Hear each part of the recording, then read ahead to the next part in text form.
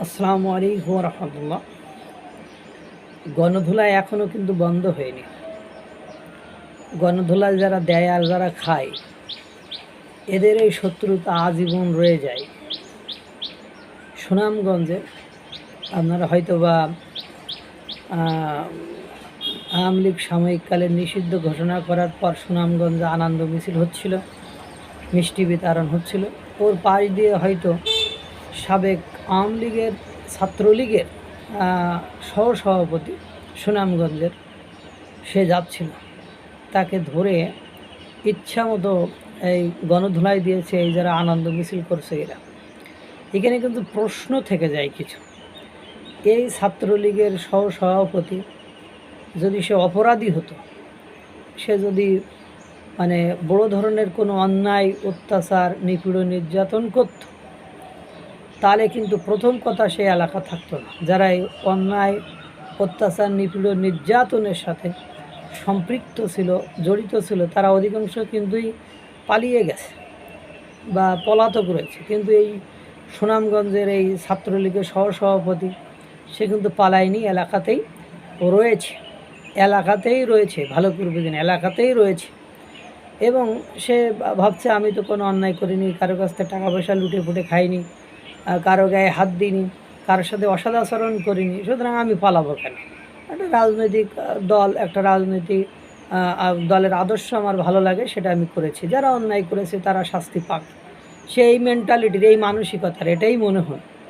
এখন তা না হলে এরকম একটা গণজমায়েত, এখানে একটা উল্লাসে তারা মেতেছে, তারা ঈদের আনন্দে মেতেছে, তার পাশ দিয়ে কোন সৎসাহসে কী কারণে সে যাওয়ার সাহস দেখাবে? সে যখন ওর পাশ দিয়ে যাচ্ছিল, তখন তাকে এই অতি উৎসুক, উল্লাসিত, ঈদের আনন্দে মাতোয়ারা এই পোলাপান তাকে ধরে ইচ্ছা মতো গণধোলাই দিয়েছে। আর মানে ভিডিওগুলো তো দেখলাম যে মারার প্রতি কী ইন্টারেস্ট, মনে করছে যে ওরে বাসে ওই যে বিলাসী গল্পের ন্যাড়া একটা কথা বলেছিল, বিলাসীকে যখন মানে নায়ক মৃত্যুঞ্জয়ের ওখান থেকে নিয়ে যাচ্ছিল, তখন বলছে যে যে যা পেরেছে সেখানে মেরিছে এবং যে যেখানে পেরেছে সে সেখানে ধরেছে, কিন্তু যে সেই পিটাইতে পারিনি বা এ করতে পারিনি সে কিন্তু নিবৃত্ত থাকেনি, সেও কিন্তু কোনো না কোনোভাবে একটু চেষ্টা করেছে।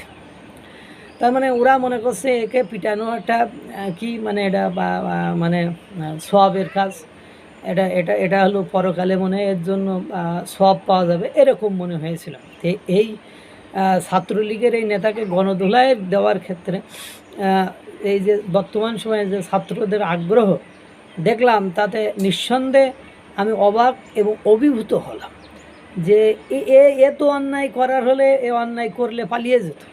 তা যখন যারা পিটাইলো তারা ভাবছে আমরা ওই যে একসময় আওয়ামী লীগ ছাত্রলীগ, ওরা ভাবতে আমরা চিরস্থায়ী বন্ধ ব্যবস্থায় আছি, আমাদেরকে কেউ হটাতে পারবে না, প্রশাসন আমার, সব কিছুই আমাদেরকে। কিন্তু এদের অবস্থাও ঠিক ওরকমই।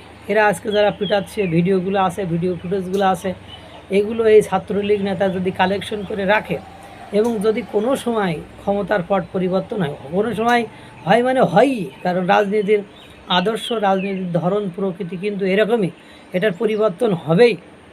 আর যখন পরিবর্তন হবে তখন এদের কি হবে এটা কিন্তু ভাবে না। আল্লাহ তাআলা সকলকে ভালো রাখুক, সুস্থ রাখুক। আসসালামু আলাইকুম।